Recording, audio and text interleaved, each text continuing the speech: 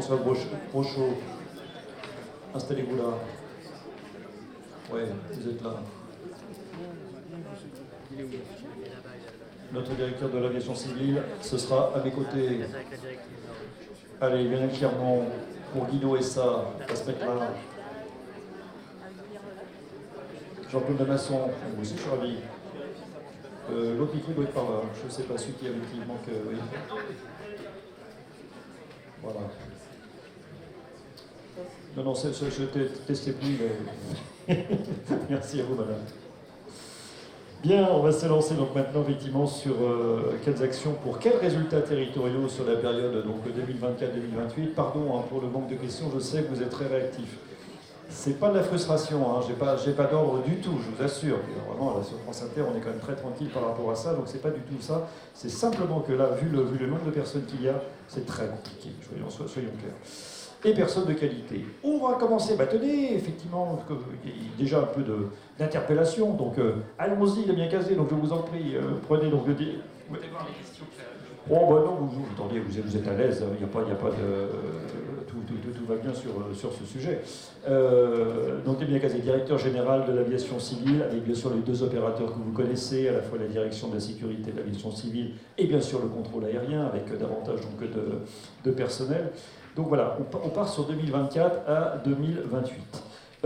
Parfois, on se dit que vous êtes quand même un organisme assez verticalisé, donc parfois ça manque un peu de souplesse, pardonnez-moi, et en même temps il faut du régalien, il faut de l'expertise que vous avez quand même depuis évidemment toujours. Votre boulot, c'est quand même aussi la sécurité, et donc ça, c'est quand même le truc le plus important aussi, que ce point commun d'ailleurs avec la SNCF, ils pensent d'abord sécurité, et vous pensez vous aussi sécurité. Qu'est-ce que l'on peut faire effectivement, puisque donc on est sur cette notion de confiance, qu'est-ce que vous faites vous maintenant, Damien Cazet, pour essayer de regagner un peu cette confiance qui est perdue? Qu'est-ce que vous faites? Vous faites de la consultation, vous faites de la concertation, comment ça se passe? D'abord, il faut écouter ce que vous disent les gens, les acteurs, il faut les connaître, il faut connaître les lieux, il ne faut pas tout globaliser, ni tout caricaturer. Il y a différentes catégories, il y a CDG, il y a Orly, il y a tout ce qui est à Paris, il y a tout ce qui est aussi en province, qui est très différent. Il y a des petites stations d'aérodromes qui font peu parler d'elles et dont on parle peu ce soir, mais qui font beaucoup de bruit, parce que c'est une question très prégnante chez eux. Et puis il y a l'outre-mer aussi, où la situation est très différente. Donc il faut essayer de ne pas tout globaliser. Deuxièmement, il faut faire marcher le droit quand il existe, et ça on a beaucoup de difficultés parce que au fur et à mesure qu'on le met en place, on se rend compte que nos procédures ne sont pas adaptées, et donc on essaie de les adapter, ce qui ne va pas de soi, sous le contrôle du juge et sous le contrôle de la commission, qui est très exigeante de ce point de vue-là. Et puis il faut aussi faire en sorte que le droit s'adapte encore par rapport aux exigences sociétales qui sont en grand mouvement actuellement. Et ça, on devra, j'imagine, parce que le ministre de faire des annonces, il en a fait un peu, faire en sorte qu'on puisse encore aller plus loin dans cette veine-là. Ensuite, il faut aussi que l'État joue son rôle, non seulement réglementaire, ce qu'on fait, deuxièmement, d'animateur, et je trouve qu'il y a des propos qui sont parfois un peu définitifs sur le rôle des préfets au niveau local. Ils essaient de chercher un point d'équilibre, ce qui n'est pas facile, entre les différents acteurs, entre les acteurs, ceux qui sont immédiatement sous les pistes, ceux qui font vivre la communauté aéroportuaire, et puis ceux aussi qui font vivre beaucoup d'emplois et qui essaient aussi parce que ce sont facilement des gens caricaturables, mais ce sont aussi des gens pour lesquels on doit essayer de trouver, des acteurs pour lesquels on doit aussi essayer de trouver des transitions douces. Et puis enfin, troisièmement, et donc il faut, par ce biais-là, essayer d'engager le dialogue, le maintenir et faire en sorte qu'on ne se radicalise pas. C'est-à-dire que lorsque le dialogue est à ce point difficile que seuls les plus extrémistes se font entendre, eh bien vous êtes sûr que vous arriverez dans une situation de conflit où tout le monde finalement sera perdant. Et notre rôle, c'est de faire en sorte que ce dialogue soit maintenu avec les gens de bonne volonté. Alors comment on inclut les territoires? Et troisièmement, pardon, vous avez eu le troisième. La DGAC, vous l'avez dit, d'ailleurs en prenant à partie la DSNA, ce qui est tout de même assez habituel et assez facile, la DGAC fait partie aussi de ces chaillons, de cette chaîne, en étant le contrôleur, celui qui fait passer le trafic, et il a une partie à jouer pour faire en sorte que ce trafic se passe au mieux pour les nuisances sonores, pour l'impact sur le climat, pour les nuisances aussi visuelles, qui sont très mal ressenties par nos concitoyens, et puis enfin pour les traces qui sont laissées pour le climat. Donc voilà, la DGAC, elle est très sollicitée sur ces sujets-là, c'est sa feuille de route essentielle, et par ailleurs, elle est chargée, alors tout ça paraît totalement décalé ici, mais elle est chargée au plan européen et au plan international de porter une politique extrêmement ambitieuse du point de vue de l'environnement. On a les moyens de le faire grâce à notre industrie, qui, contrairement à ce qui a été dit, investit beaucoup et va continuer à investir énormément avec l'État pour faire en sorte que ce qui est peut-être le principal moyen d'action sur le climat, je ne parle pas de nuisances aéroportuaires, et bien là, la France a un rôle essentiel à jouer. Parce qu'en ayant 50% de la flotte qui est produite en Europe et sous influence française, c'est un impact immense que nous avons sur le climat. Et ce sont des engagements que nous avons fait prendre aux autres en matière d'environnement, de bruit, de pollution qui ont été pris à Montréal. Le ministre est venu et si on réalise ces engagements, eh bien on aura fait un énorme progrès. Donc on a un énorme champ à travailler dans les années qui viennent. Alors, Damien Cazé, effectivement, on peut avoir plein de thèmes. On reviendra tout à l'heure sur les APU, électrification, etc. On y reviendra. Donc vous, bien sûr, vous êtes sous contrôle européen, donc aussi en assurant donc, la concurrence, le libre marché. Si je vous dis changement de modèle avec les hubs, est-ce que là, il y a quelque chose aussi donc, à creuser d'ici 2024-2028 ? Est-ce que là, on a un changement de modèle aussi qui peut se servir avec beaucoup de navettes qui vont nourrir des hubs ? Est-ce que là, on a moyen de faire bouger les choses ? Je pense qu'en la matière, il faut garder d'être... C'est pas à l'État de dicter le modèle d'organisation économique. Moi, je constate simplement plusieurs tendances lourdes. C'est que la complémentarité avec le train, elle est de plus en plus nécessaire. Elle est voulue par les Français, elle est voulue par les acteurs de l'aérien et elle va continuer à se développer. Ça, c'est la première chose. Deuxièmement, les hubs, les grands hubs, ils sont en train de se développer et l'impact sur le climat, pour le coup, sera très néfaste au pourtour de l'Union européenne. Et tout faux pas qui sera fait sera exploité par ces hubs. Troisièmement, c'est vrai que le renouvellement des flottes et l'intermodalité vont faire que le modèle du hub pourrait changer. C'est le fait que vous ayez par exemple des longs courriers avec petite capacité fait que ça pourrait éviter aussi de faire le modèle du hub qui est rempli par des courts courriers. La modulation en fonction des empreintes sonores des avions, ça a déjà été donc, abordé. Est-ce que c'est quelque chose aussi où vous pouvez donc agir un peu plus ? On a agi en mettant d'abord en adéquation le droit avec la réalité. C'est vrai que cette classification a été désuète. Donc on l'a actualisée, si je puis dire. Ensuite, ça sera un moyen. Est-ce qu'il faut jouer sur les créneaux ? Est-ce qu'il faut jouer sur la fiscalité ? Ce que je constate simplement, et ce qui est vu par nos acteurs économiques et vu de l'extérieur, c'est que ça bouge énormément du point de vue de la fiscalité, des restrictions, de la réglementation, et on fait avaler beaucoup de choses en même temps à l'aérien depuis 2 ans. C'est normal, on doit être exigeant vis-à-vis de ce secteur. Il faut être certain simplement que tout cela est raisonnable et ne mène pas soit des effets d'éviction, soit des fuites qui feraient qu'on se ferait plaisir à bon compte sans avoir un réel impact. Ça, il faut aussi s'en méfier. Comment on peut inclure davantage les territoires demain ? Est-ce que là-dessus, on a bien compris que c'était multi-acteurs, cette affaire-là, mais comment on fait ? Parce qu'on vous attend un petit peu quand même aussi sur ce sujet-là. Les territoires, il faut savoir qui c'est. Est-ce que c'est les représentants élus ? Est-ce que c'est les représentants locaux ? C'est les riverains ? Pour moi, est-ce que c'est l'État décentralisé ? Pour moi, c'est un peu tout le monde. D'abord, il faut les écouter. Il faut encore une fois pas les caricaturer. Moi, j'essaie d'aller au maximum à leur devant.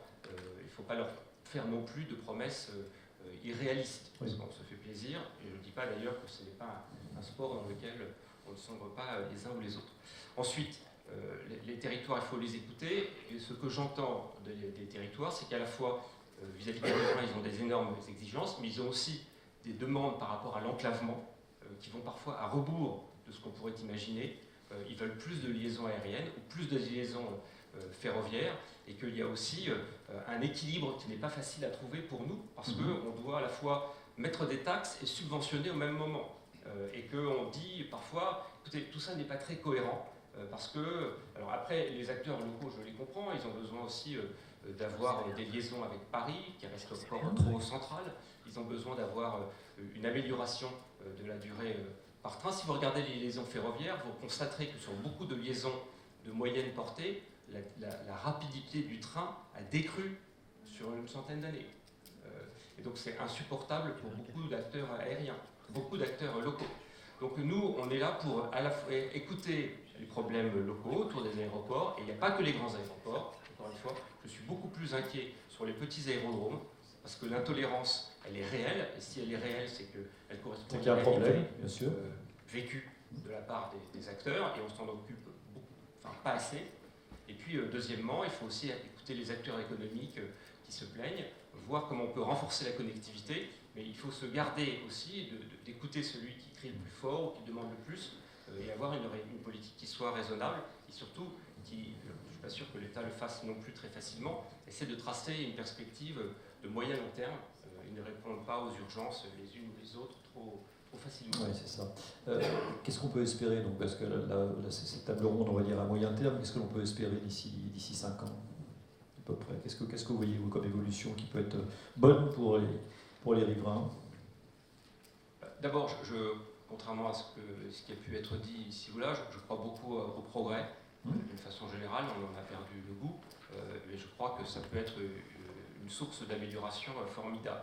Deuxièmement, je ne suis pas sûr que le contribuable soit à ce point en bonne forme qu'il puisse subventionner le renouvellement des flottes. Je connais beaucoup de concitoyens qui trouveraient que non seulement ils se plaignent de l'aérien, qui trouveraient un peu fort qu'on subventionne les avions. Je dis simplement que c'est une réalité.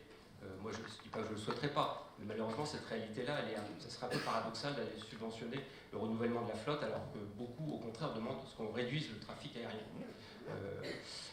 Et donc, je pense que le progrès technique peut nous apporter beaucoup. Deuxièmement, les réglementations seront beaucoup plus exigeantes, et ça, alors ça n'ira pas jusqu'aux restrictions partout, je me garderai de prononcer des noms, des lieux. Et enfin, troisièmement, on aura à être beaucoup plus exigeant aussi par rapport à nos propres pratiques, parce que la capacité d'endurance des populations, elle se réduit.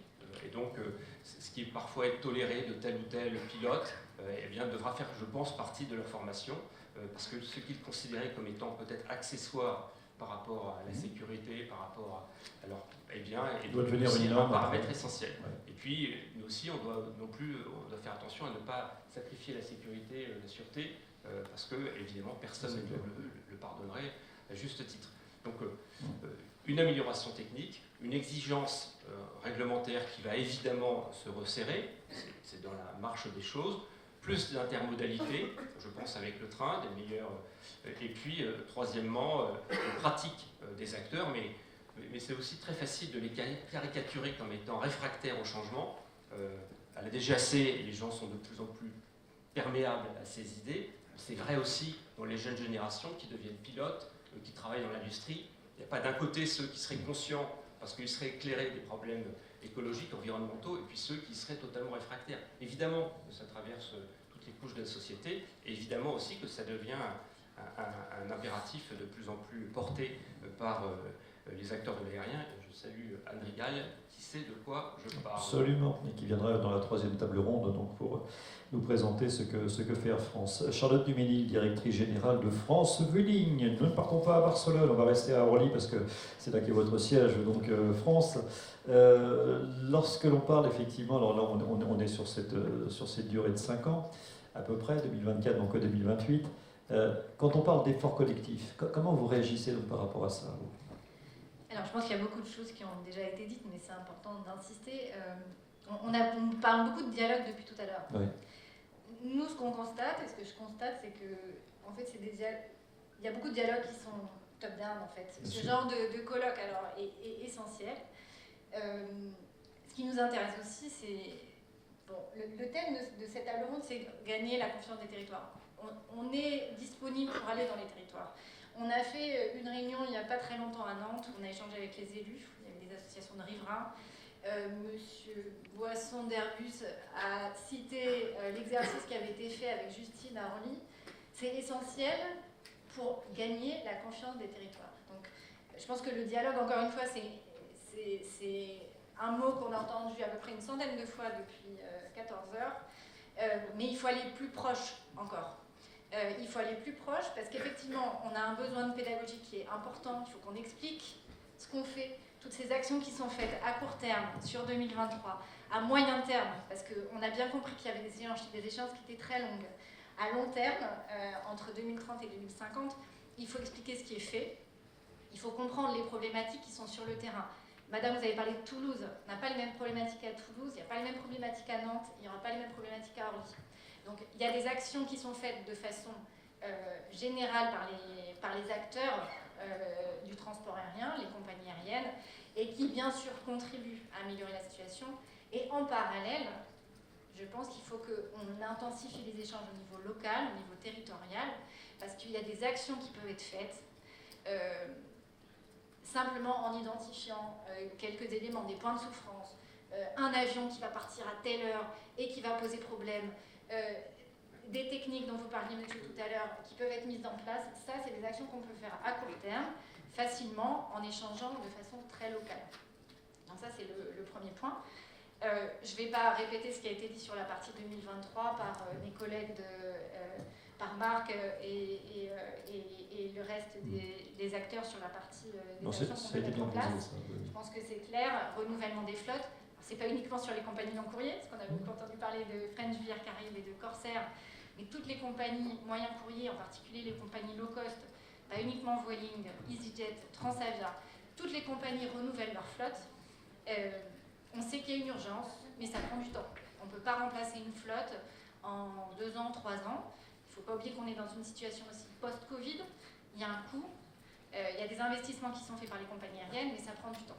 Mais la plupart des compagnies aériennes sont engagées, Air France également, sont engagées dans ces efforts de renouvellement de flotte. Encore une fois, Airbus pourra le confirmer, mais entre un CO et un NEO, je crois qu'on réduit de 50% l'empreinte au niveau du bruit. C'est ça. Donc, effectivement, on travaille à moderniser et à changer les flottes. Vous en avez 25, je crois, non? Voilà, on a 25 Néo dans la flotte de Vueling. Vous avez combien? 120 avions, je sais pas si à peu près, voilà, tout à fait. Des A320. Les A320 Néo arrivent à Orly cet été. On va en recevoir 4 sur l'été.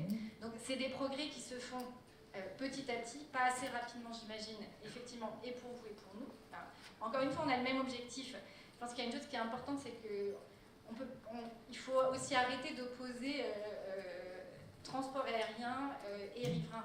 On a le même objectif. On a cet objectif commun de continuer de desservir les territoires, d'ouvrir le monde à nos territoires dans un respect de l'environnement qui soit plus optimal, donc à la fois en consommation de CO2 et en... Oui. Non, mais c'est tout à fait intéressant parce que donc on oscille toujours entre économie, emploi, travail que connaît aussi très bien Étienne Guyot en tant que préfet, donc aussi sur place, et aussi donc collaboration donc avec les riverains. Comment on arrive à faire cohabiter tout cela.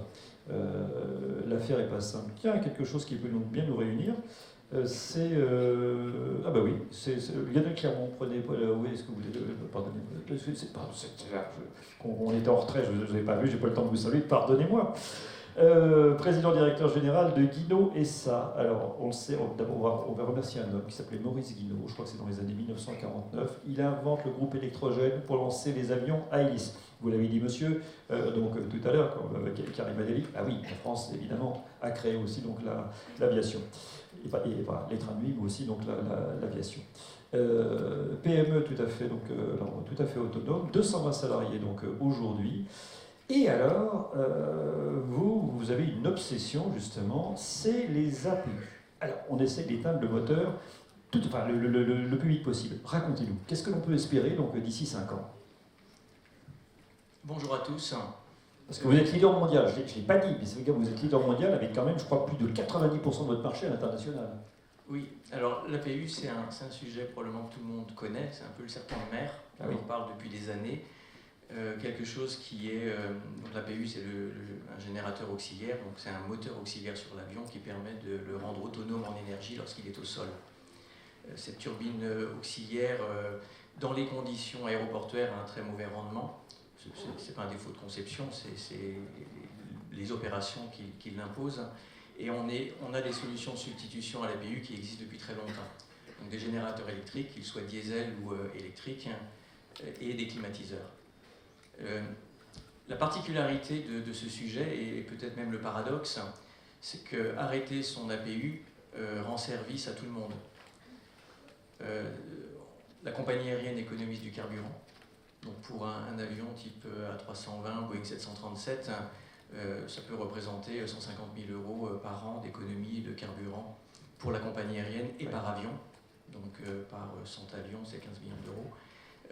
Mais ça présente aussi des économies majeures pour celui qui possède la machine, quelle qu'elle soit, que ce soit une machine Dino ou celle d'un concurrent, puisque ces économies générées de 150 000 € pour la compagnie aérienne peuvent représenter le double pour celui qui possède la machine. Et le coût de la machine, c'est 150 000 €, pour vous donner des chiffres extrêmement simples. Donc le possesseur de la machine, qu'il soit l'aéroport, le handler, la compagnie aérienne elle-même, ont tout intérêt à utiliser les équipements de substitution. Mais la réalité, c'est que ça se fait assez peu ou insuffisamment souvent. Donc, comment ça se fait que vous ayez 90 ou 95% de vos chiffres d'affaires justement à l'étranger et très peu en France? Alors, c'est pas parce que la France n'achète pas nos produits, c'est qu'on est sur un marché de niche et que ce marché de niche n'est pas très important et que nous devons aller chercher nos clients dans le monde entier. Ok. Donc non, mais c'est ça aussi. C'est pas parce qu'on n'a pas un retard par rapport à ce sujet-là? Non, alors il y a peut-être une petite chose à bien comprendre aussi, c'est que cet APU fournit l'énergie électrique et la climatisation. Oui. Le climat se réchauffant, la climatisation devient de plus en plus nécessaire. Et son besoin a été souvent sous-estimé. C'est-à-dire qu'on a imposé le générateur électrique souvent comme un équipement stand-by. Je pense qu'on aime bien avoir deux sources de génération électrique. Si une tombe en panne, l'APU ou le GPU au sol, on en a une deuxième. Et le pilote peut tranquillement préparer son vol sans prendre le risque de perdre ses données en cours. Donc finalement, la génération électrique était plus un équipement d'urgence ou de backup. Là où aujourd'hui, finalement, il faudrait qu'il vienne se substituer à l'APU. Mais dès qu'il fait un petit peu chaud ou un petit peu froid, les conditions à l'intérieur de l'avion ne sont pas très agréables et le commandant de bord, par souci de sécurité et de confort de ses passagers, a le droit de démarrer son APU. En général, c'est ce qui se passe un peu partout. Mais la chance, c'est quand même à la fois l'alignement, on va dire, écologique et économique. C'est l'alignement des deux qui est très intéressant. Par contre, on retrouve une difficulté, mais qui est totalement contournable, qui a été touchée du doigt tout à l'heure par M. Jamet, qui est la complexité de l'écosystème et le désalignement des intérêts des parties. Donc la compagnie aérienne a tout intérêt à acheter cet équipement de substitution. Par contre, la société qui parfois est mandatée pour utiliser ces équipements de substitution que sont les handlers ne sont pas challengés sur l'arrêt de l'APU. Ah oui. Ce handler est challengé sur l'apport d'équipements, ressources matérielles et de ressources humaines pour traiter cet avion. Donc on a dans un certain nombre d'aéroports, mais dans le monde entier, des équipements de substitution qui sont bien connectés sur les avions, qui fonctionnent, qui consomment du carburant diesel ou d'électricité, et simultanément on a les APU qui fonctionnent et qui tournent. Ça c'est un des sujets notamment. Donc il vous faut des prises, on imagine bien, hein, donc il y a ça aussi, électrification de plus en plus importante des aéroports. Alors ce qu'il faut savoir, c'est que même si la machine est diesel, on réduit de 90% les émissions de CO2 si la machine est diesel. Alors je vais vous donner une petite anecdote. Je vous en prie. Un client américain, une compagnie majeure aux États-Unis, nous a consulté pour justement trouver une solution à ces fonctionnements d'APU. Alors, on a pensé fournir des équipements électriques, bien évidemment, donc qui fournissent l'énergie climatique et l'énergie électrique par conversion du réseau. Et ce client nous a expliqué que, compte tenu de la complexité des appels d'offres notamment, donc il n'y a pas qu'en France, hein, on a ça aussi dans d'autres pays, on mettrait 10 ans à pouvoir construire ces systèmes-là. Donc il a préféré acheter des équipements diesel et prendre ses gains tout de suite. Et il a pris ses gains tout de suite. Donc sur les équipements qu'on a livrés, on a livré 70 machines en 2016. Et aujourd'hui, ils sont en APU off, par exemple. Diesel, et l'infrastructure n'a toujours pas été construite. Alors c'est pas, je ne cherche pas à critiquer quoi que ce soit, c'est assez compliqué. Il y a la question de l'énergie électrique aussi. Alors il faut savoir, et vous le savez tous, que certains aéroports sont équipés de convertisseurs de fréquences pour alimenter les avions. Donc on a une puissance disponible à chaque poste avion. Et cette puissance est très souvent sous-utilisée. Hein, un A320 ou un Boeing 737 nécessite un équipement de 90 kW, 90. La consommation moyenne, c'est 15. Donc il en reste un petit peu. Il en reste beaucoup, mais il en reste même suffisamment pour mettre un climatiseur. Donc c'est un petit peu cette approche qu'on essaie d'avoir sur des aéroports qui ont des problématiques différentes, que ce soit un petit aéroport ou un gros aéroport, en effet, c'est totalement différent. Et il y a des modèles de business aussi qui peuvent être différents. On peut choisir de construire des systèmes dans l'infrastructure, mais on peut aussi imaginer des solutions mobiles. Diesel dans un premier temps, on enlève 80% ou 90% des émissions de CO2, et électrique dans un second temps lorsque l'énergie électrique est disponible. Bon, donc vous nous dites en gros, achetez maintenant, n'ayez pas peur, parce qu'effectivement, parfois on a un peu peur, on a peur de se tromper, etc. L'autre alignement des planètes, c'est quand même la réglementation qui va faire bouger tout ça. Et d'ailleurs, on y arrive. Alors, je pense que la réglementation a un impact majeur, bah oui. bien qu'il y ait ces économies disponibles. Et on a aujourd'hui des directives européennes qui commencent à dire qu'il faudrait que les bateaux, les avions et les voitures puissent avoir des postes de charge. Et donc, c'est un petit peu dans cette logique-là qu'on dit qu'il faudrait avoir des équipements électriques au toucher des avions. Mais je le rappelle, l'électricité n'est pas suffisante et de moins en moins suffisante. Si on n'a pas la climatisation, le pilote n'aura pas le choix que de démarrer son APU. Néanmoins, ce vent réglementaire, on s'aperçoit, fait bouger beaucoup les lignes. On a vu notamment en Occitanie, dans le sud de la France, qu'il y a un intérêt majeur et des demandes sur ces produits, avec une façon de faire qui me paraît assez raisonnable et prudente, c'est-à-dire que oui, on met des prises électriques, on livre des machines, les machines sont mobiles, et puis si on s'aperçoit dans 3-4 ans que ça ne fait plus de job, c'est pas grave, on peut revendre ces machines et puis acheter autre chose. Il y a un autre élément qui est aussi peut-être à prendre en compte, c'est que quand on parle de climatisation avion, on parle de ressenti. Donc quand on construit une infrastructure solide, fixe, qu'on souhaite laisser ainsi pendant 15 ou 20 ans, il est difficile de ne pas se tromper et de prévoir ce qu'on va avoir sur le tarmac pendant les 15 ou 20 prochaines années. Les avions évoluent, les flottes évoluent, le mix de flottes, aujourd'hui on dit que beaucoup de coxés volent, mais où en sera-t-on dans 5 ou dans 10 ans? Le climat évolue et les exigences des compagnies aériennes peuvent être différentes. Etihad, Emirates n'est pas Air France, American Airlines, etc. Donc ça devient vite un sujet, j'ai trop chaud, j'ai trop froid dans mon avion. Alors il y a certains leviers technologiques, sur ce point-là on ajoute le fait que l'équipe embarquée n'a pas la main sur les équipements au sol. C'est un autre élément de complexité. Si j'ai trop froid dans l'avion parce que le climatiseur souffle trop fort, qu'est-ce que je fais? Je contacte quelqu'un au sol pour lui dire il faut changer la température, ça ne marche pas bien. C'est vrai qu'on attrape la crève souvent dans les avions. Pardon, oui. Donc il y a des solutions sur lesquelles on travaille qui permettraient en effet de commander, de mesurer la température des avions. Merci à vous, donc Lionel Clermont. Là on avait un joli sujet technique.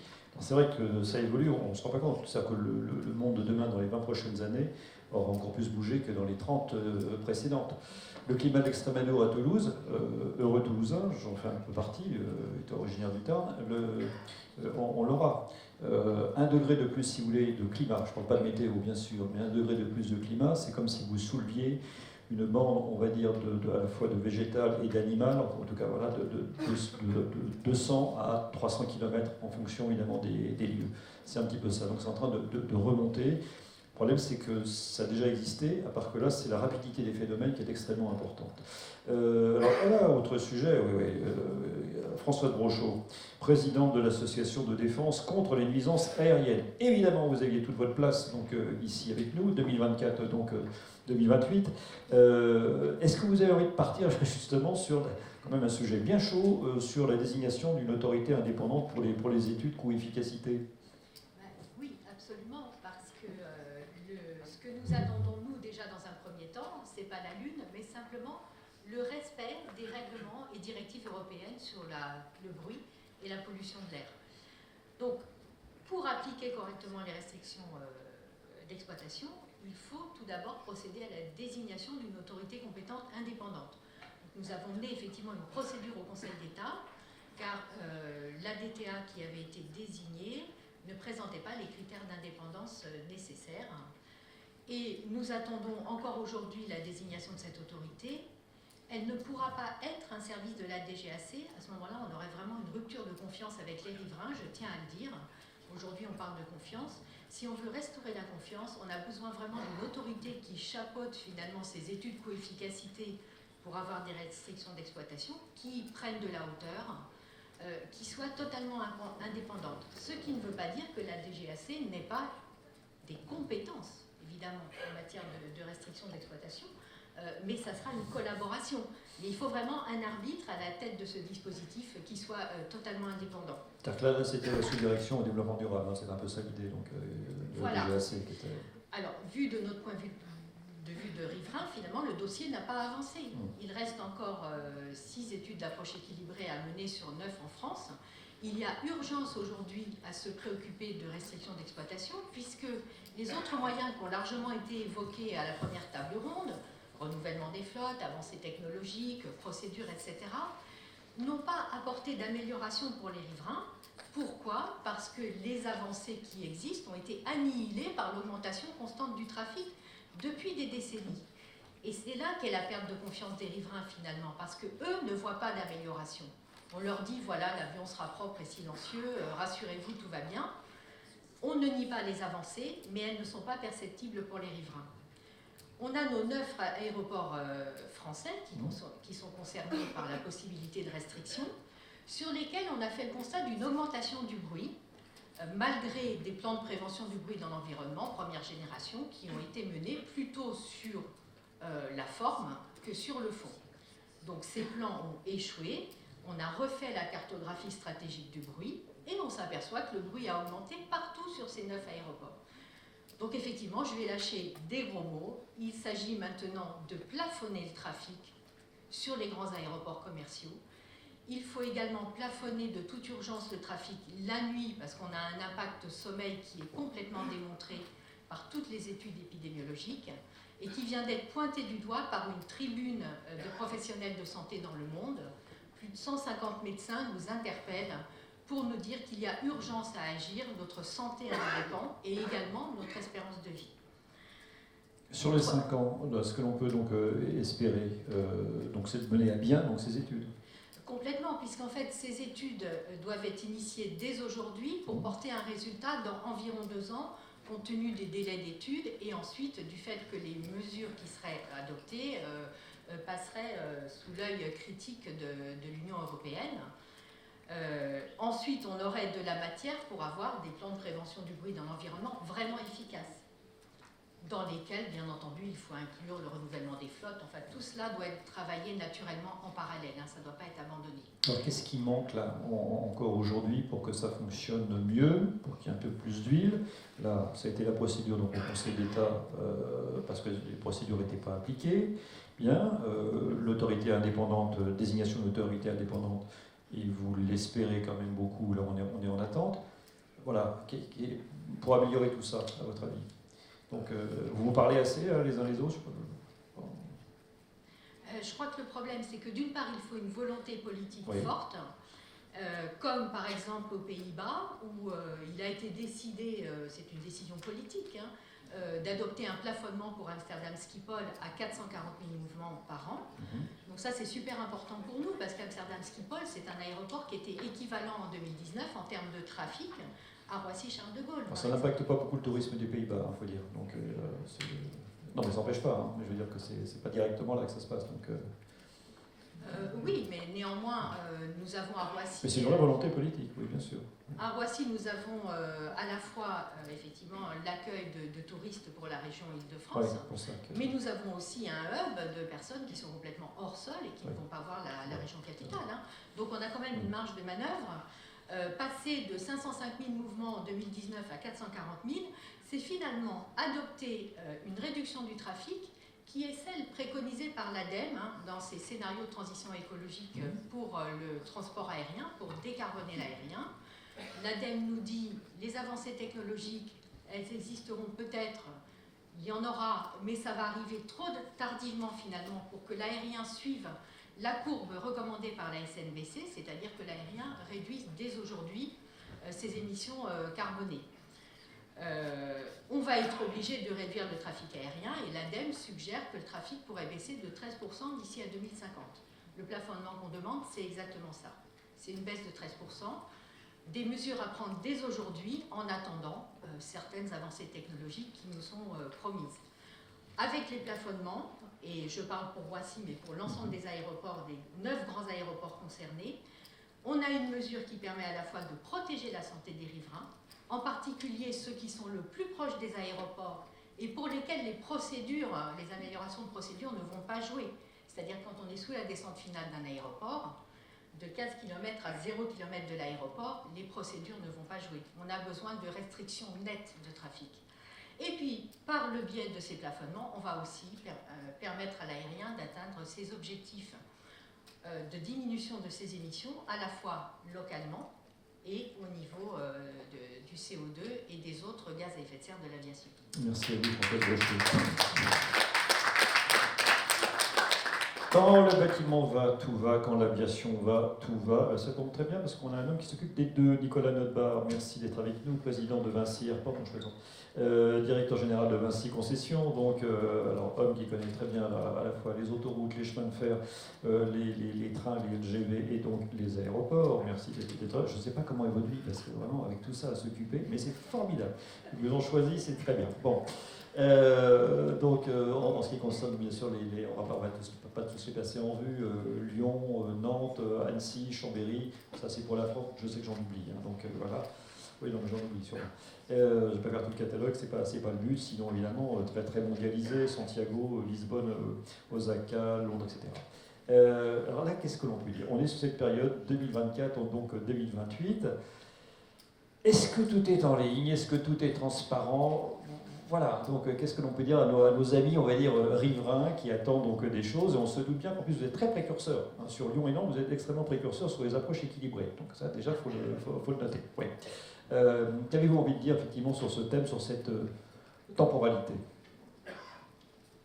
Merci. D'abord, permettez-moi de remercier l'AQUILA et son président, parce que vous voyez, dans la situation du monde qu'on a tous les soirs dans les médias, que la capacité de dialoguer, d'échanger avec les instances indépendantes, je salue également Madame Joanneau, c'est pas gagné. On est sur un sujet difficile, je ne dis pas ça pour ne pas répondre. Et donc dialoguer et maintenir des positions calmes et objectives, c'est déjà le plus important, et je formule le vœu qu'on continue d'y arriver dans les années qui viennent. Pour répondre à votre question, on a collectivement progressé, mais ça ne suffit pas.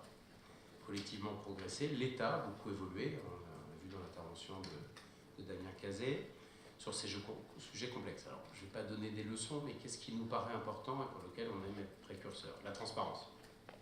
On a des outils de monitoring en continu des trajectoires. C'est important vis-à-vis des riverains qui puissent venir sur les aéroports, voir les gens, quelques-uns qui ne respectent pas les règles, qu'on puisse voir, visualiser la dérive de trajectoire, qu'ils aient la certitude de la sanction qui doit être modérée, équitable, efficace.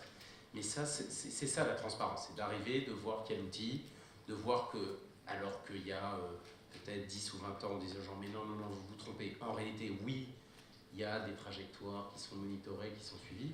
Et aujourd'hui, la technologie, le travail que je salue de l'aviation civile avec la navigation aérienne, son européanisation, fait qu'on a une capacité de dialoguer avec des gens qui vivent la dérive, le non-respect d'un horaire, la dérive d'une trajectoire, de pouvoir les reconnaître, ce qui est, je pense, déjà le début, non pas d'une solution, mais d'un dialogue et d'une transparence. Donc là-dessus, nous, on a mis ça en place, et ça se fait avec les associations, mais ça se fait avec des outils qui permettent d'accueillir. Vous avez mentionné le fait que Lyon et Nantes sont les deux premiers, toujours que tout commence par Paris, à avoir des approches, des études d'approche équilibrées. C'est important là encore parce que moi j'ai travaillé il y a très longtemps sur la sécurité des tunnels. Tout ne se règle pas par interdiction horaire. Il faut justement faire un bilan de l'ensemble des utilisations et des usages, répondre aux questions, comme Madame l'a souligné tout à l'heure, de l'emploi. Mais l'emploi, c'est pas oui, non, c'est l'emploi, comment, pourquoi, et d'arriver à trouver des solutions et de les monitorer. Là encore, malgré un été techniquement très compliqué pour l'aviation dans l'Europe entière, il y a eu eu beaucoup de progrès permis par le couvre-feu. Non, il faut les monitorer, il ne faut pas les juger uniquement, encore une fois, sur des questions opérationnelles très particulières à cet été. Mais je pense sincèrement que les acteurs ont joué le jeu. C'est-à-dire, il y avait des règles, c'était les conséquences du programme de l'État, l'aéroport, il fait tous ces efforts. Il y a un mot qu'on n'a pas cité, que je voudrais citer à tout le monde, et surtout pas pour en faire du chantage, c'est le mot social. J'ai la chance d'animer un grand groupe. Ce qu'on a vu, et je le souligne, on n'a pas eu de graves problèmes opérationnels, alors qu'on a des aéroports très contraints, Londres, Gatwick, Lisbonne ou Nantes, c'est des aéroports très durs. Pourquoi ? On a embauché très tôt et on s'est rendu compte que les populations qui sont nécessaires sur l'aéroport ne sont pas que des gens qui appartiennent à des grands groupes. Et donc ce qui s'est passé sur certains sites en Europe, c'est que les conditions d'emploi pour attirer des gens n'ont plus été réunies. Nous, ça n'a pas été notre cas, parce que, on va faire un dessin, les packages connexes qu'on peut permettre dans un grand groupe n'ont pas été réunis dans certains métiers. Quand on parle des aéroports, parfois l'activité d'assistante en escale, un certain nombre d'activités ont des conditions sociales d'emploi qui étaient plus difficiles, et certains acteurs se sont rendus compte que, oui, il fallait payer un peu plus, organiser des formations, des choses comme ça, voir plus de gens pour accueillir. Voilà, nous on a cette possibilité d'avoir reconnu formation et l'intérêt pour les gens. J'ajoute que le social, c'est pas seulement les conditions d'emploi, ça peut d'ailleurs attirer des gens. On le fait avec les amis d'Airbus, avec des job dating mobilisants. On a plus de chances qu'avant d'attirer les habitants directs riverains sur des emplois, parce que notre pays avance en matière d'emploi, les politiques du gouvernement ont plutôt marché. Le plein emploi n'est plus quelque chose d'inaccessible, donc on peut encore plus servir en emploi les communautés proches. Le social, c'est aussi les gens qui voyageront demain. Les gens qui voyageront demain, tout phénomène, c'est un peu technique d'éviction où tout va être plus cher, parce que ce sera plus cher, va toucher en premier lieu les habitants qui sont les plus fragiles en termes économiques pour voyager en avion. Alors on peut se dire c'est pas grave, on voit tous que la fragilisation d'un certain nombre de catégories sont les premières à ne plus pouvoir faire un certain nombre de choses, c'est pas très bon pour l'équilibre social pour y arriver. Nous, notre position par rapport à ce dialogue qu'on fait, c'est aussi d'agir. Donc notre action, c'est la modulation tarifaire. On est les seuls et les premiers à avoir sur l'ensemble de notre réseau mondial à tester, parce qu'il faut accepter, moi je respecte ce que j'ai dit sur l'État, l'État ne peut pas tout, l'État doit, c'est la force de notre pays, codifier, il faut aussi tester et tenter. Donc nous on est allé tester et tenter la modulation tarifaire sur le bruit, que faire payer tous les avions plus chers après 22 heures et avant 6 heures sur les aéroports. Cartonner les avions les plus bruyants quand même, parce que je fais ça. Il faut faire un système de bonus-malus. Notre crédibilité, c'est qu'il ne faut pas qu'on gagne de l'argent. Si on gagnait de l'argent dans les systèmes de régulation aéroportuaire, à juste titre. Donc nous, on garantit qu'on ne gagne pas d'argent et que le bonus paye le malus, enfin le malus paye le bonus. C'est-à-dire en gros, on doit inciter les gens à changer leur flotte d'avion pour le bruit et pour le carbone. En général, ça va dans le même sens, mais pas toujours exactement. Et plutôt que les interdictions, il faut arriver à faire payer de plus en plus avec une visibilité, il faut que ça croisse cet écart entre les bonus et les malus. Donc il n'y a pas que l'exemple de la Belgique, on le fait à Nantes et on le fait à Lyon. Et je dois dire, là encore, qu'on n'attend pas tout de l'État et de l'Europe, on propose, et on a plutôt aujourd'hui, dans le cadre national et européen, des autorités qui comprennent que c'est leur intérêt politique et qui nous aident et qui nous encouragent plutôt que nous interdisent. Donc c'est aussi comme ça qu'il faut accepter le débat. Donc aujourd'hui, il y a des tarifications différenciées sur le carbone sur tous nos aéroports français, il y a des tarifications différenciées sur le bruit à Lyon et à Nantes, et on peut les amplifier, ce qui donne un signal pour les Renault. On ira plus loin sur les SAF, donc je le dis, les biocarburants durables de nouvelle génération permettent de ne pas utiliser de terres agricoles et de mélanger des produits usagés pour les compagnies. Toutes les compagnies travaillent. Aujourd'hui, on a lancé ça à Hyères-Toulon, un aéroport mixte. Et en gros, là encore, même si ça ne comblera pas tout, nous, on est prêt à jouer notre rôle pour que la tarification aide encore plus l'implémentation de ces mandats de biocarburants durables. Et on va plus loin, puisqu'on est en partenariat avec Airbus et l'Air Liquide. L'aéroport teste pour l'hydrogène à Lyon. C'est-à-dire, l'hydrogène, ce n'est pas juste une question d'avionneurs et de motoristes, ou de technologie, ou d'aide de l'État. C'est aussi de préparer les conditions. Donc, par exemple, à Lyon, on a le plus gros programme de panneaux photovoltaïques sur des aéroports en Europe, parce qu'il faudra produire de l'énergie verte sur les aéroports, permettant tout ce qu'on a dit, les APU électriques, les dégivreuses électriques comme à Clermont, mais aussi de produire de l'hydrogène liquide vert sur les aéroports français, ce sera le cas à Nantes, ce sera le cas à Lyon, permettant que toute la filière, Airbus, ils sauront faire des avions hydrogène, il n'y a pas de briques de recherche qui est intenable. Par contre, il leur faudra, pas qu'à eux, il faudra un écosystème économique permettant de produire. Donc nous, on est là-dedans, on attend, oui, il faut des aides, il faut de la recherche, les guichets existent, mais il faut aussi que des acteurs privés comme les nôtres acceptent de tester, d'investir. L'écologie et le changement climatique, c'est une nécessité encore plus pour les grands groupes, parce qu'on a les moyens et la durée pour investir.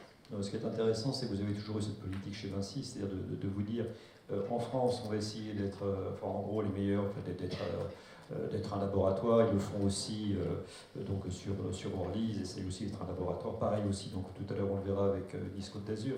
Bon, après, effectivement, vendre votre affaire à juste titre, donc effectivement, après à l'international. La fluidité à l'intérieur des aéroports, est-ce que là aussi on peut avoir quand même des gains? Parce que donc il y a des choses que vous maîtrisez, puis certaines que vous ne maîtrisez pas quand elles relèvent du ministère de l'Intérieur.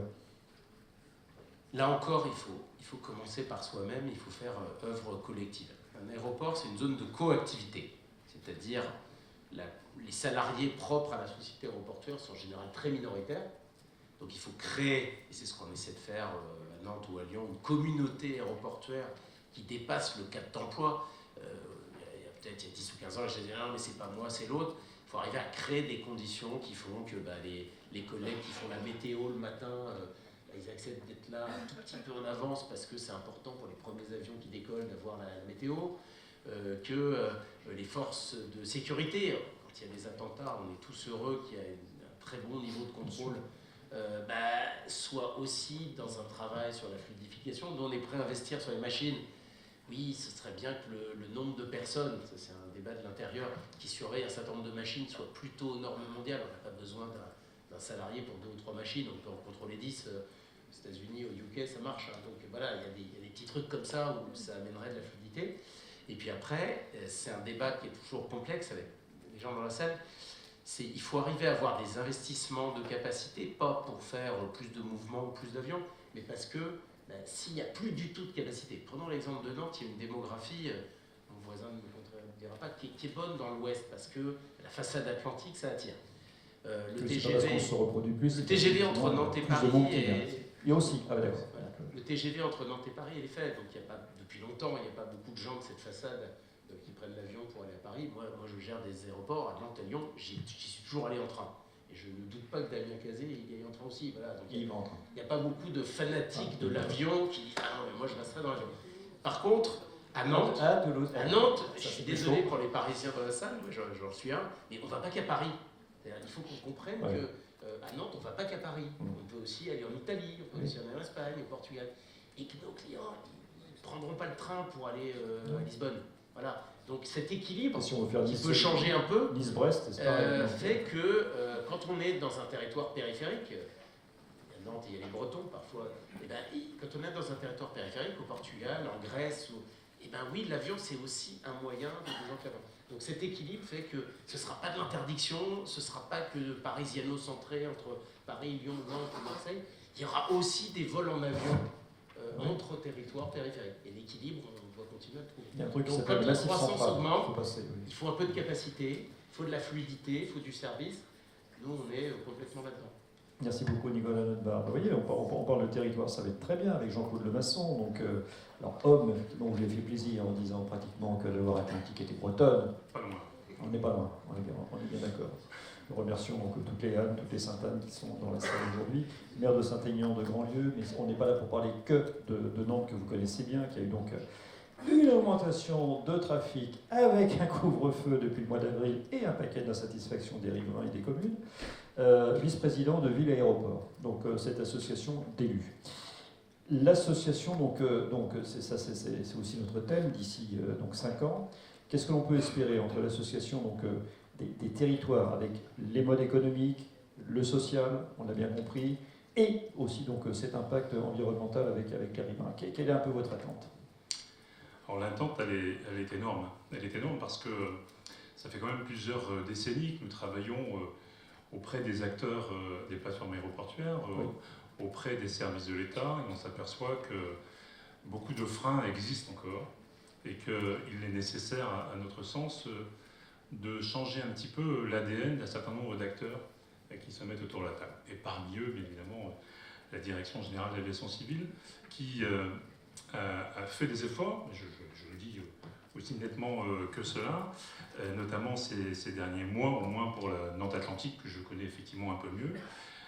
Mais il est vrai qu'un certain nombre de manières de faire, de modes de faire sont complètement à repenser, y compris d'ailleurs dans notre capacité à pouvoir dialoguer, on l'évoquait à l'instant et encore tout à l'heure, à dialoguer avec les autres acteurs. Il n'y a pas que la Direction générale de l'aviation civile, bien évidemment, il y a l'acteur aéroportuaire, opérateur de la plateforme et l'ensemble des compagnies aériennes. Et on voit que les choses bougent, mais pour les faire bouger, c'est le rapport de force permanent. Et, il a été évoqué tout à l'heure par Mme Duménil, la récente rencontre entre les compagnies aériennes et le territoire. En fait, c'est issu d'un courrier adressé aux compagnies aériennes par les 3 maires les plus impactés par la plateforme aéroportuaire. Donc, non pas que les compagnies aériennes étaient non volontaires pour y aller, mais tout simplement parce que nous n'avons pas pris l'habitude, et les services de l'État en particulier, n'ont pas pris l'habitude de pouvoir mettre autour de la table l'ensemble des opérateurs au même moment pour discuter du sujet de la plateforme. Donc notre souhait aujourd'hui, c'est bien évidemment d'aller plus loin, et c'est le bon moment parce que la période 2024-28, c'est aussi la période qui s'ouvre pour la nouvelle génération des PPBE. Et donc nous sommes là aujourd'hui dans la mise en route et dans le diagnostic de ce qui préexiste, et on va voir effectivement, on va confirmer ce qui a été dit tout à l'heure par Françoise Brochot, les objectifs n'ont pas été atteints du tout au regard des plans d'action qui préexistaient lorsqu'ils existaient. Et pire, dans certains cas, c'est le cas à Nantes Atlantique, le plan d'action prévoyait en fait une augmentation des nuisances, une augmentation du nombre de riverains concernés par les nuisances, ce qui est complètement en dehors et contraire aux dispositions et autres recommandations. Oui, que c'est un peu des arrêtés passoires, quoi. Pas tout à fait des arrêtés passoires, parce que malgré tout, il y a un bénéfice qu'il ne faut pas nier. Néanmoins, ils ont besoin d'être recadrés, notamment, je pense, au couvre-feu, si c'est à ça que vous pensez, Denis. Bien évidemment, c'est donc 80% sur une seule compagnie en plus, chez vous. Pardon ? Je crois qu'il y a 80% c'était sur une seule compagnie qui dépassait... Oui, tout à fait. On a une problématique de programmation, d'organisation de la compagnie, qui s'en est excusée d'ailleurs, à l'occasion de ce temps d'échange qu'on évoquait à l'instant. Il y a nécessité de revisiter un petit peu les codes et de faire autrement. Et de faire autrement, c'est ne pas travailler en silo comme ça a été le cas depuis de longues années, mais de s'assurer qu'au-delà des CCE, CCR et autres comitologies qui existent selon les plateformes au regard des projets d'extension ou pas, c'est d'organiser vraiment, d'organiser les choses d'un mode de gouvernance à l'identique de ce qui a été proposé il y a bien longtemps, parce qu'il y a une loi qui existe depuis février 2004, qui n'a pas été totalement usitée, qui serait nécessaire de revisiter, et qui prévoit effectivement de mettre en place, avec les communautés aéroportuaires, des contrats de développement durable. Donc pourquoi ne pas effectivement engager le processus, d'aller plus loin dans ce processus, pour faire en sorte que nous puissions être en capacité à ce que, non seulement d'être écoutés, mais d'être totalement acteur en tant que territoire. C'est-à-dire qu'il n'y a pas besoin de changer la loi, il faut juste l'appliquer, celle-là. Il faut l'appliquer, voilà. Peut-être l'amender, parce qu'elle est un petit peu vieillotte. 19 ans, vous me direz, c'est très jeune. Oui, mais ça reste quand jeune. même à l'échelle du temps législatif un petit peu ancien. Il est nécessaire de le retravailler, c'est ce que nous revendiquons au sein de Ville Aéroport. Il faut que les territoires puissent avoir aussi la main sur un certain nombre de dispositions. Ceux qui sont le plus à même de mieux comprendre de quelle manière un territoire vit, c'est ce qui a été évoqué à l'instant par Patrick Mitterrand, c'est effectivement, ce sont les élus territoriaux, ce sont les élus des communes que nous représentons, que je représente, et ce sont aussi les élus régionaux, bien évidemment, puisque je rappelle que logiquement, dans chaque Stradet, il y a une disposition en lien avec les plateformes aéroportuaires. Mais ce qui nous manque aujourd'hui, au-delà de ce comité, c'est aussi une stratégie nationale. Comment l'État souhaite effectivement, je regrette que le ministre ne soit pas des nôtres, je comprends bien que son emploi du temps ne permet pas d'être toute l'après-midi avec nous, mais j'imagine que ce sera rapporté. Mais il est important effectivement de pouvoir dialoguer aussi avec les services de l'État, à travers le filtre des régions, sur la stratégie aéroportuaire nationale. Le sujet de Notre-Dame-des-Landes, qui a 5 ans, la décision, le ciel m'est tombé sur la tête un certain 17 janvier 2018, ce sujet-là a mis en évidence une vraie difficulté d'acceptabilité par un certain nombre d'acteurs locaux d'une nouvelle plateforme aéroportuaire, mais a mis en évidence aussi la nécessité de repenser globalement le schéma. Et comment est-ce qu'on repense le schéma? On le repense aussi avec les élus territoriaux, et ça me semble important de le dire. Qui ont la vision, a priori, de leur territoire de demain, c'est ce qu'on vous demande. Exactement, on demande à un élu de gérer le quotidien, mais aussi de travailler en anticipation. Donc cette anticipation, il faut pouvoir aussi la mettre sur la table, et la dialoguer, et la travailler avec l'ensemble des acteurs. Et quand on parle dialogue, j'ai évoqué tout à l'heure la comitologie entre les CCE, CCR et autres instances. C'est extrêmement descendant. Je prends l'exemple des APU qui était évoqué tout à l'heure, sur les auxiliaires de puissance. 20 minutes, montre en main, 20 minutes de passer en CCE à Nantes Atlantique pour parcourir le décret qui concerne les APU sur la plateforme aéronautique nantaise. 20 minutes. On nous dit que vous aurez une enquête publique pour pouvoir éventuellement dire des choses. L'enquête publique, si je crois à ce qui s'est passé sur Lyon et Nice, 3 semaines, 21 jours. C'est pas comme ça que l'on travaille avec un territoire.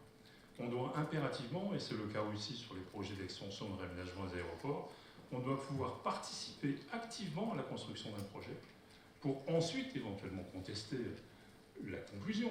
Bien évidemment, on ne sera sans doute pas d'accord sur l'ensemble des conclusions, mais les enquêtes publiques ne servent pas en fait à travailler le fond du dossier. Ils interviendront à la marge, bien sûr. On le voit bien d'ailleurs au travers des avis qui sont portés par les uns et par les autres, y compris d'ailleurs par la CNUSA. Je remercie le président Gilles Leblanc de nous avoir invités à organiser cette séquence, mais y compris les avis de la CNUSA ne sont pas totalement suivis. Et encore moins les avis des CCE, notamment sur les derniers PPBE, où on se retrouve dans un schéma où il y a un vote très majoritairement défavorable à la mise en place d'un plan d'action. Malgré tout, effectivement, le plan passe comme cela. Et ça pose un vrai problème de défiance vis-à-vis de la population, bien évidemment, vis-à-vis des riverains et des associations, comme c'est évoqué, mais aussi vis-à-vis des élus du territoire. Je dis, mais à quoi bon perdre notre temps sur cette comitologie si on n'est pas en capacité de pouvoir faire bouger au moins la ligne et le trait? Donc c'est ça qu'il faut, c'est retravailler la gouvernance et sans doute les modes de faire. Il y a un premier essai Nantes Atlantique, notamment avec l'instauration de 2 groupes de travail. Eh bien moi je salue cette initiative. J'ai d'ailleurs proposé de co-animer un des 2 groupes, ce qui a été accepté par les services de l'État. Eh bien c'est bien parce que c'est une manière de travailler en thématique, en dehors des dispositions très formalisées et des commissions consultatives, me semble-t-il. Écoutez, espérons que ça marche, parce que c'est vrai que notre pays se recentralise gentiment, on va dire. De voir donc tout cela aujourd'hui. Et voilà, donc c'était des paroles d'élus, donc des aéroports, enfin des situations aéroportuaires, les uns et les autres. Pascal Buisselier, je vous passe le micro. Oui, absolument, vous passez un petit micro. Vous ne nous faites pas long, président, là, avec la casquette président de la Fédération nationale des métiers de l'aviation. Donc je vous en prie. Oui, on essaye, oui, on va essayer, je sais bien. Oui. Merci beaucoup. Non, juste quelques mots, effectivement. Bon, je crois que ce qui est très important, et je remercie également le président Gilles Leblanc de cette invitation, c'est le dialogue, parce que de toute façon, je crois que les priorités, elles sont partagées, les objectifs aussi, ensuite ce sont les moyens d'y parvenir. On est très à l'écoute, bien sûr, des populations, de riverains, des différentes associations. Le riverain n'est pas un ennemi pour vous, voilà. N'est pas un ennemi, absolument pas. Vous savez, de toute façon, ce sont des gens que l'on transporte dans nos avions, donc forcément, c'est les mêmes parfois. Ils voyagent quand même parfois aussi. Ça leur arrive, pas forcément tout le temps, mais enfin bon, une partie, mais je veux dire, on ne vous voit pas comme un ennemi, on vous écoute, on prend en compte bien sûr ce que vous exprimez. Bon, comme l'a dit Damien Cazet, nous croyons aussi dans le progrès, c'est-à-dire que je crois que voilà, il faut quand même réhabiliter cette notion de progrès, c'est-à-dire que les objectifs sont clairs pour tout le monde, ils sont partagés, et donc le secteur aérien s'inscrit pleinement et très volontairement et très proactivement dans cette démarche. Bon, après, ce sont les moyens d'y parvenir. Alors, je suis d'accord, il ne faut pas parler des reportés au canon grec, les grandes innovations technologiques, les évolutions disruptives. On n'est pas là, ce sont les solutions hic et nunc, ici et maintenant et dans les toutes prochaines années. Bon, je crois qu'il y a des solutions, et c'est vrai que nous appelons à la cohérence des politiques publiques, parce que je crois que les politiques publiques ont un très grand rôle à jouer. Alors nous ne demandons pas aux politiques publiques de se substituer à nos efforts, mais de venir en accompagnement en quelque sorte de nos objectifs. On a parlé des innovations technologiques, on a parlé, comme la présidente de la commission de transport, d'investir dans la recherche et développement. Ça, nous sommes pleinement d'accord, même s'il est beaucoup fait, je crois qu'il faut faire encore plus encore, hein, en support bien sûr de tous les efforts recherche et développement accomplis par les privés. Mais je voudrais donner un seul exemple sur lequel je voudrais revenir. Bon, il y a l'aspect modernisation des flottes. J'entends ce qu'a dit Damien Cazet, c'est peut-être difficile effectivement pour un gouvernement de favoriser, enfin d'investir, de faire des dispositifs fiscaux pour accompagner la modernisation des flottes. Bon, on peut en discuter. En tout cas, il y a un point sur lequel il faut être cohérent, ce sont les carburants durables. Parce que tout le monde est d'accord que le levier modernisation et renouvellement des flottes, ça prend du temps, ça nécessite des investissements publics, des investissements très importants par les compagnies aériennes qui, je le rappelle, ont été quand même passablement secouées par la crise du Covid. Donc il faut aussi avoir les marges financières pour pouvoir faire cela. En revanche, ce qui est clair, c'est que, comme l'a dit le représentant d'Airbus, avec les avions actuels, on pourrait d'ores et déjà utiliser 50% de carburant durable. Et quand on dit carburant durable, effectivement, pas au détriment des surfaces alimentaires, etc., etc. Or, nous ne le faisons pas pour une raison très très simple, c'est que la production n'existe pas. Et par ailleurs, il faut le rappeler pour les compagnies aériennes que nous sommes, mais les carburants durables sont 4 à 8 fois plus chers que les combustibles fossiles que nous utilisons. Donc c'est vrai que pour... là, je vais dans le sens aussi de ce qu'a dit la présidente de la commission de transport. Cela dit, vous ne payez pas beaucoup de taxes sur le kérosène. Non, attendez, on ne paye pas beaucoup de taxes sur le kérosène, mais enfin, vous avez vu, le prix du carburant aujourd'hui est pratiquement le double de ce qu'il était il y a 12 mois. Donc si vous faites 4 à 8 fois plus cher que le combustible fossile, ça pose un problème. Or, il y a un point sur lequel nous sommes très attachés aussi, il faut y revenir, c'est que le transport aérien, c'est aussi une liberté de voyager, une liberté de mobilité, même s'il doit être encadré, nous sommes tout à fait d'accord, mais nous ne voulons pas la remise en cause non plus du mouvement de démocratisation du transport aérien qui a été accompagné au cours des dernières décennies. Parce que si l'objectif, c'est de réserver le transport aérien à une élite comme il était à son origine, je pense que là, beaucoup de personnes y trouveront à redire. Donc pour en revenir au carburant durable, aujourd'hui, il n'existe pas cette filière de production. C'est-à-dire que sur l'aéroport d'Orly, on n'est même pas fichu aujourd'hui de se procurer le 1% de carburant durable. Donc nous payons une taxe, hein, on paye une surtaxe, comme si nous utilisions ce carburant durable. Donc c'est vrai que nous plaidons au sein de la FNAM pour tous les secteurs aériens pour la création d'une véritable filière de production. Et là où je suis d'accord, c'est que si on veut envisager un monde différent, il faut créer de nouvelles filières de production. Je pense qu'il y a un réel enjeu aussi de souveraineté nationale et d'indépendance énergétique pour la France. Il y a un enjeu de création d'emplois, parce que ça sera une filière très fortement créatrice. Or, aujourd'hui, quand on voit d'une part les quotas que l'on veut nous opposer, à juste titre hein, d'ailleurs, dans les années futures, en pourcentage d'utilisation de ces carburants durables, mais quand vous les traduisez en quantité nécessaire de carburants durables, la production n'existe pas. Et donc, il faut associer non seulement, évidemment, les acteurs de l'aérien, mais également les énergéticiens, parce qu'évidemment, ils ont une place prépondérante. Donc, ce que nous appelons de nos voeux, c'est une politique des pouvoirs publics pour créer cette filière et pour mettre en place peut-être, en tout cas dans un premier temps, les mécanismes d'incitation fiscale pour permettre à ce carburant durable d'être compétitif. Voilà. Merci à vous, Pascal de Issélier. Je crois que de mémoire, ça doit être 360 milliards de litres de kérosène déjà aujourd'hui pour l'ensemble de l'aviation, l'ensemble de l'aviation, pas française ou européenne. Alors, on y va, je vous l'ai promis, vous me la faites courte, mais voilà. Ah ben oui, pas de problème. J'en prie, monsieur. Je suis médecin, je suis l'auteur et donc premier signataire de la tribune dont parlait Françoise Rochaud tout à l'heure. Alors moi, je n'ai pas trouvé dans ce colloque de solution pour le problème qu'on a posé. Et le problème qu'on a posé, il est immédiat, c'est-à-dire qu'est-ce qu'on fait pour les riverains des aéroports qui sont lourdement impactés par le bruit, parce que c'est un véritable problème de santé publique, ça il faut en avoir conscience. Alors en fait, j'ai 3 questions à poser. La première, c'est sur la question du couvre-feu. Est-ce qu'on considère qu'une durée de sommeil continue de 8 heures, comme le propose l'OMS, c'est vraiment trop demandé pour la santé des riverains? Est-ce qu'on ne cherche pas tout simplement à les sacrifier aux intérêts économiques du pays? La deuxième question, c'est la décision prise aux Pays-Bas de plafonner à 440 000 le nombre de vols à Amsterdam.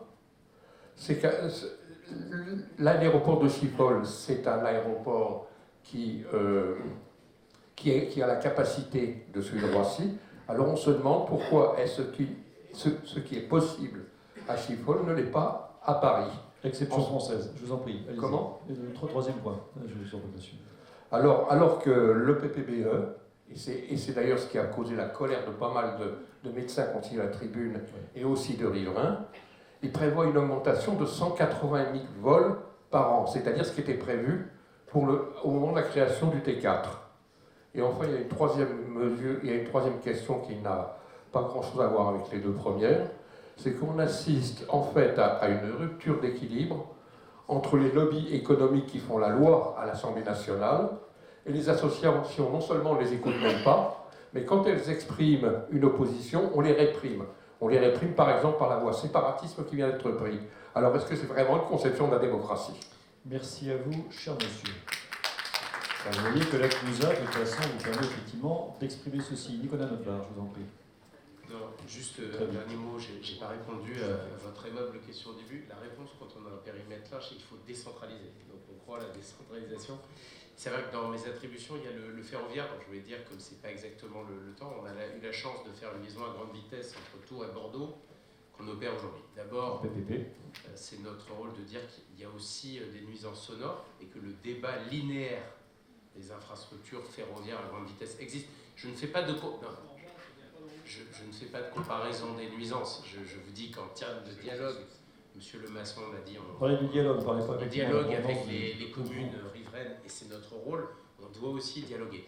Et j'ai entendu qu'il y avait des amis toulousains dans la salle, on serait très intéressés par contribuer à la poursuite de la grande vitesse de Bordeaux à Toulouse, et vous le savez, c'est aussi des débats complexes, c'est-à-dire il y a des zones à traverser, il y a des zones de nuisance. Nous, c'est notre intérêt, et on y est évidemment favorable, mais juste pour expliquer qu'il n'y a pas toujours des solutions évidentes, et que même réaliser la grande vitesse entre Bordeaux et Toulouse, je crois qu'il n'y a pas de doute dans la volonté de l'État, dans la volonté des grandes régions, ça se heurte aussi à des oppositions, il y aura des débats publics, il y aura même faire un centre de maintenance pour augmenter l'offre ferroviaire entre Paris et Bordeaux. Aujourd'hui, c'est un tout petit centre de maintenance. Ça nécessite d'aller voir une petite commune, de dialoguer avec les habitants, parce qu'il n'y a pas de compétition entre les nuisances et entre les habitants. Je ne dis pas ça pour dédouaner, je dis ça au contraire pour vous montrer que tout mode de transport, toute mobilité fait l'objet d'un débat, d'engagement, de comparaison avec la situation précédente, et que, là pour le coup c'est notre métier, c'est notre rôle, ça veut dire qu'à la fin ça restera des modes complémentaires, qu'il n'y aura pas une seule solution qui s'imprimera. D'autant plus que... Donc vous serez parfaitement d'accord lorsqu'il y aura une ligne LGV jusqu'à Toulouse pour qu'il n'y ait plus d'avion entre Paris et Toulouse.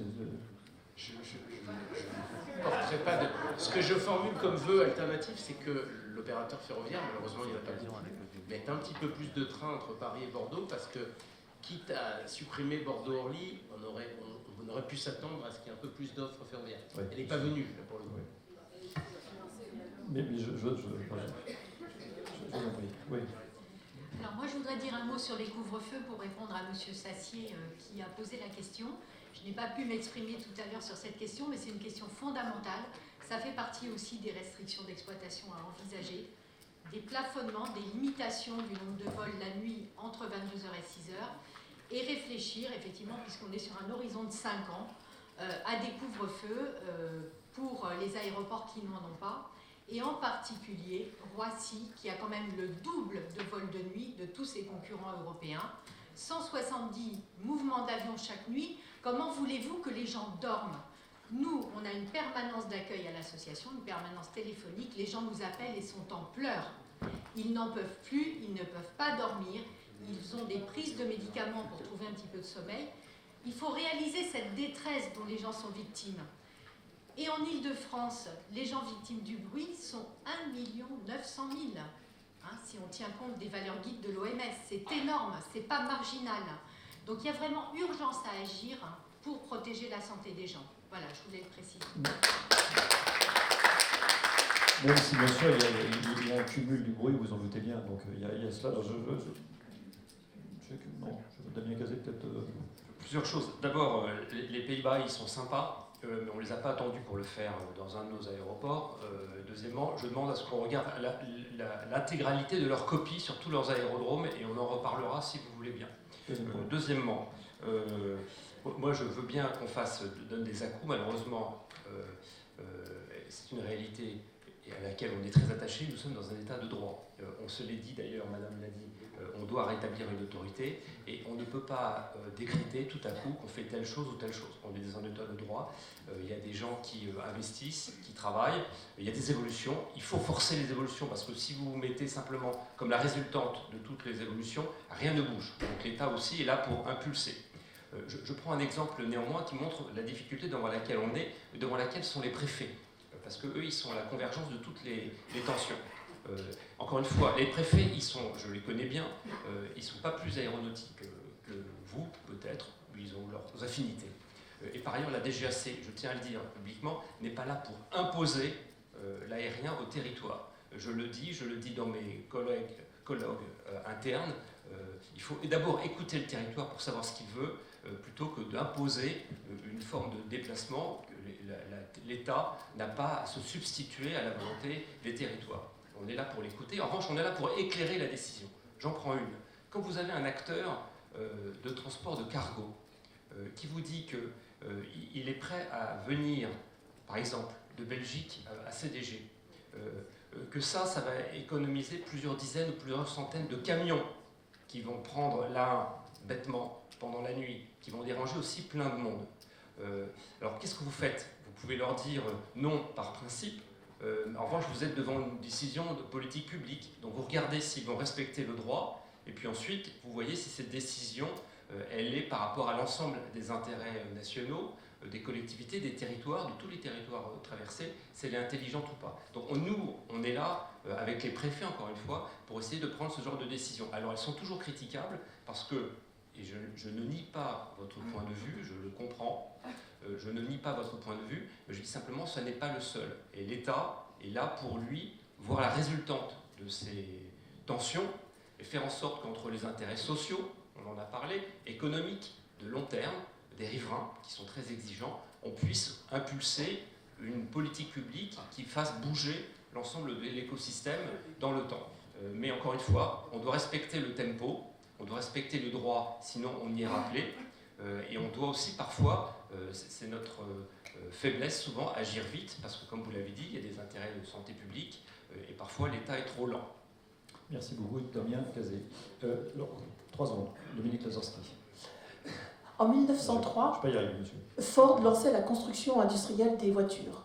Près de 120 ans après, l'année dernière, le ministre des Transports américain nous disait si on devait recommencer dès le début, on ferait autrement, le développement des voitures tel qu'on l'a fait n'aurait pas de sens. Aujourd'hui, une nouvelle industrie pousse pour construire et envahir le ciel de drones de livraison et de taxis urbains. Vous disiez, écoutez, il faut écouter les territoires, c'est aussi écouter les populations. Qu'est-ce qui va être fait pour écouter les populations sur ce domaine? Ce sera un changement sociétal très important. Est-ce que ce changement sociétal ne mérite pas une convention citoyenne, un grand débat national? Je crois que c'est vraiment un changement de société qui se profile. Et puis, c'est pas dans 120 ans qu'on va se rendre compte que c'était une erreur, c'est dans 50 ans. Ouais, même pas. Ça va être ça. Merci à vous, en tout cas. Merci beaucoup, mesdames et messieurs. Merci bien. Bon, une fois de plus, je vraiment que je suis par rapport, je sais bien, mais par rapport effectivement au questionnement que vous avez, parce que voilà, c'est beau et c'est lourd. Troisième table ronde. Quelles actions pour quels résultats territoriaux d'ici 10 ans? Geneviève Laferrère, s'il vous plaît, qui pilote le réseau Territoire et Mobilité Durable de France Nature Environnement avec